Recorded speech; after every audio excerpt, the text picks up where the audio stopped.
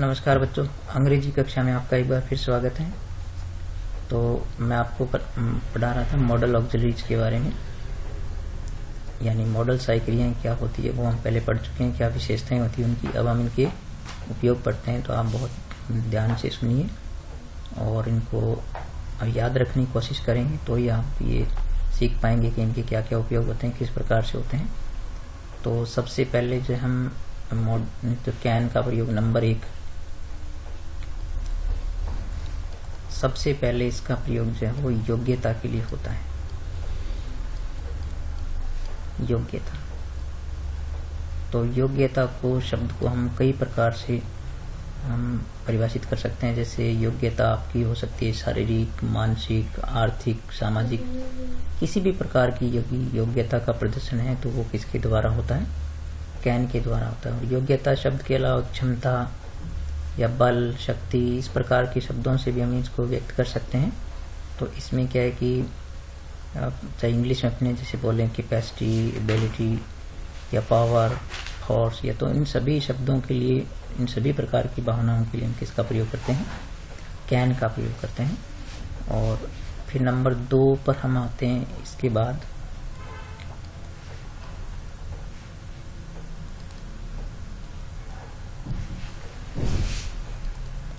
Number 2 पर आते हैं, तो इसके बाद संभावना।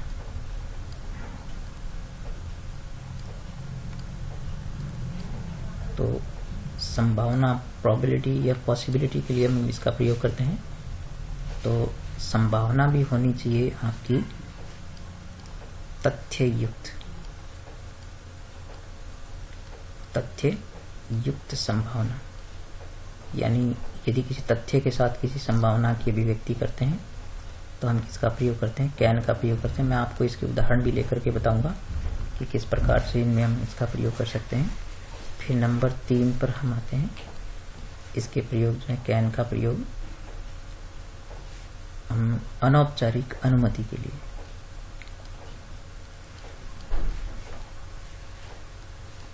अनौपचारिक अनुमति, अनौपचारिक अनुमति लेने या देने, दोनों स्थितियों में किसका प्रयोग करते हैं? कैन का प्रयोग करते हैं। अनौपचारिक शब्द को आपको समझना होगा कि अनौपचारिक और औपचारिक में क्या अंतर होता है। तो औपचारिकता जो होती है वो तो किसी नियम या किसी कायदे कानून से बंधी होती है, तो उसको हम बोलते हैं औपचारिक। और अनौपचारिक का मतलब है कि हमें किसी से अपने ये कह सकते हैं इनफॉर्मल रूप से, अनौपचारिक रूप से, यानी जिसका कोई तौर तरीका तय नहीं है। किसी भी समय पर हम किसी से या अनजान व्यक्ति से कुछ पूछते हैं या कोई अनुमति लेते हैं या देते हैं उसको, तो हम उसको अनौपचारिक की स्थिति में रखते हैं। तो अब हम इसके उदाहरणों को देखते हैं कि किस प्रकार से योग्यताओं में किस किस प्रकार से कैन का प्रयोग होता है। तो हम ये देख सकते हैं कि जैसे सबसे पहले हमने बात की योग्यता। तो योग्यता किसी प्रकार की, जैसे मान लीजिए किसी में शारीरिक योग्यता है कोई प्रकार की, तो शारीरिक योग्यताओं में जैसे मान लीजिए हम बात करें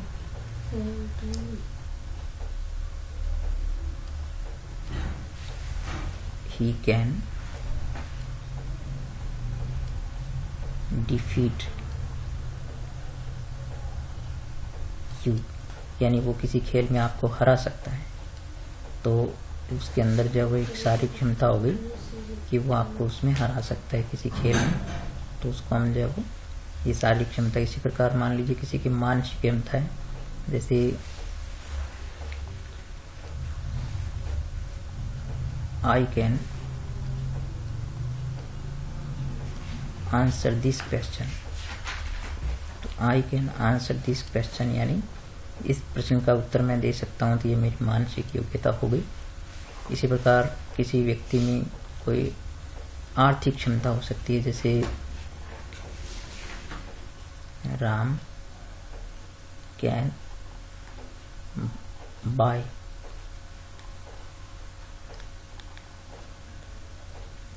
यानी PUY, Ram can buy expensive car या लग्जरियस कार कह सकते हैं, यानी वो महंगी कार खरीद सकता है। तो इस प्रकार से ये हरा सकता है, ये शारीरिक हो गई, ये आंसर दे सकता है, ये मानसिक क्षमता हो गई, और वो खरीद सकता है यानी इसकी आर्थिक क्षमता हो गई।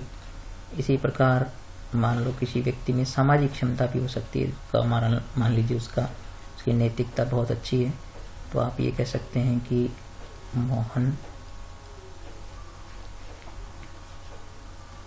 कैन हेल्प यू, यानी आप उसकी मॉरलिटी के आधार पर कह सकते हैं कि वो आपकी हेल्प कर सकता है, यानी आपके उसकी सामाजिक रुतबे पर आपको भरोसा है, तो आप ये कह सकते हैं कि वो आपकी हेल्प कर सकता है। तो इस प्रकार बच्चों देखा कि ये जो योग्यता के प्रदर्शन में है, या क्षमता या शक्ति, बल, इन सभी के प्रदर्शन में किसका प्रयोग होता है? कैन का, और वो भी किसके लिए? वो वर्तमान काल के लिए, सभी वर्तमान क्षमताओं को, योग्यताओं को प्रदर्शित करता है। और इसी प्रकार हम संभावना की बात करें तो संभावना में जो है हम आप देख सकते हैं कि जैसे तथ्ययुक्त संभावना का मतलब है कि आपके पास कोई तथ्य है, जानकारी है, तो आप ये कह सकते हैं कि जैसे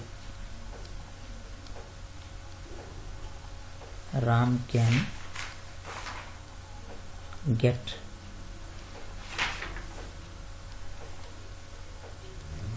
फर्स्ट डिवीजन,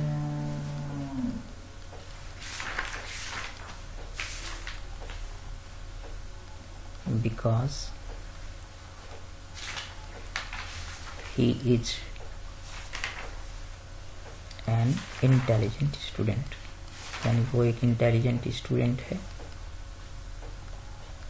इंटेलिजेंट स्टूडेंट, तो वो एक इंटेलिजेंट स्टूडेंट है इसलिए फर्स्ट डिवीजन प्राप्त कर सकते। तो आपके पास ये तथ्य है कि वो इंटेलिजेंट है, इसलिए क्या कर सकता है? प्रथम श्रेणी प्राप्त कर सकता है। तो ये आपने एक अनुमान लगाया, एक संभावना व्यक्त की, जिसमें आपने ये बताया कि वो इंटेलिजेंट है। आपके पास एक तथ्य है कि वो इंटेलिजेंट है, इसलिए इसकी प्रबल संभावना बनती है कि वो प्रथम श्रेणी प्राप्त कर सकता है। तो इस प्रकार तथ्ययुक्त संभावना के लिए किसका प्रयोग करते हैं? कैन का प्रयोग करते हैं। और अनौपचारिक अनुमति लेने या देने की बात करें तो हम यहाँ पर देख सकते हैं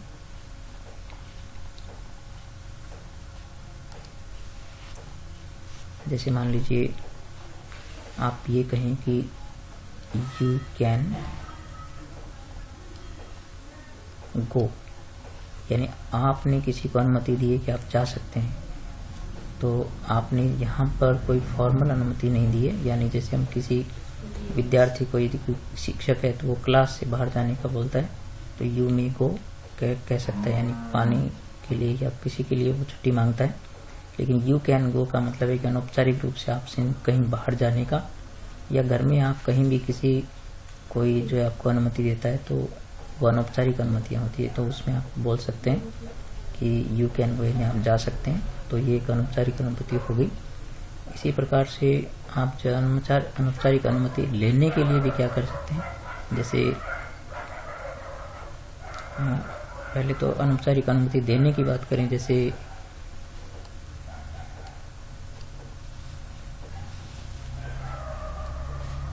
यू कैन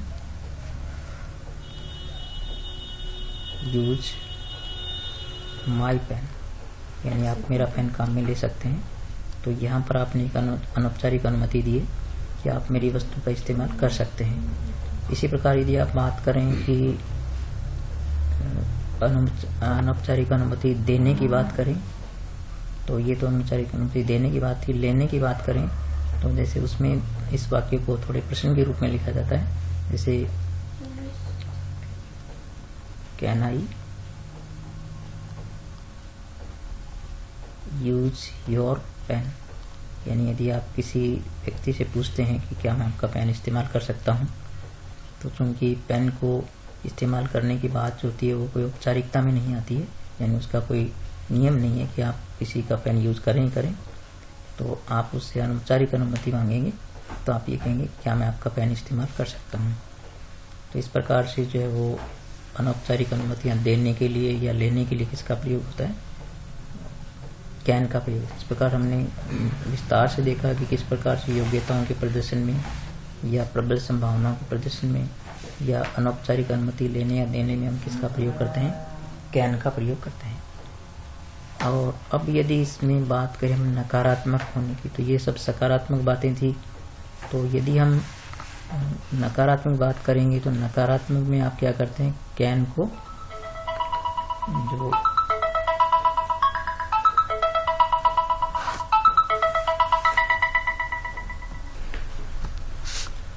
तो यदि हम नकारात्मक की बात करें तो कैन नॉट का जो एब्रीविएशन होता है छोटे रूप में, उसको जो है वो कांट से लिखते हैं। इस प्रकार से CAN कोमा लगा करके T लिखते हैं, कांट में हो जाता है, यानी नहीं कर सकते आप ऐसा। तो कांट का जो एक बहुत मुख्य प्रयोग होता है वो आपको ये है कि अनुमति नहीं, यानी यदि आपको कोई कार्य करने की अनुमति नहीं है तो उसमें कांट का प्रयोग करते हैं। जैसे you can't go out without permission. तो यहाँ पर हमने देखा कि बिना परमिशन के आप नहीं जा सकते, तो यदि परमिशन होती है तो आप जा सकते हैं। तो इस प्रकार से हमने देखा कि कांट जो है वो अनुमति नहीं देने के अर्थ में काम आता है। बाकी इन सभी योग्यता या संभावना या अनौपचारिक अनुमति लेने देने में भी आप जो है वो कांट का प्रयोग कर सकते हैं, तो वो वाक्य नकारात्मक बदल जाते हैं। ठीक है बच्चों, हम इसके बाद जो है अगले वीडियो में और कुड वगैरह बाकी के प्रयोग पढ़ेंगे। तो आप इसको एक एक करके ध्यान से सुनिए और क्या इनके उपयोग हैं और किस प्रकार के वाक्यों के प्रयोग किए हैं, और आप खुद भी कुछ वाक्य ऐसे बना करके देखिए, मन में सोचिए और कुछ बोलने की कोशिश कीजिए। ठीक है, मिलेंगे अगली वीडियो में।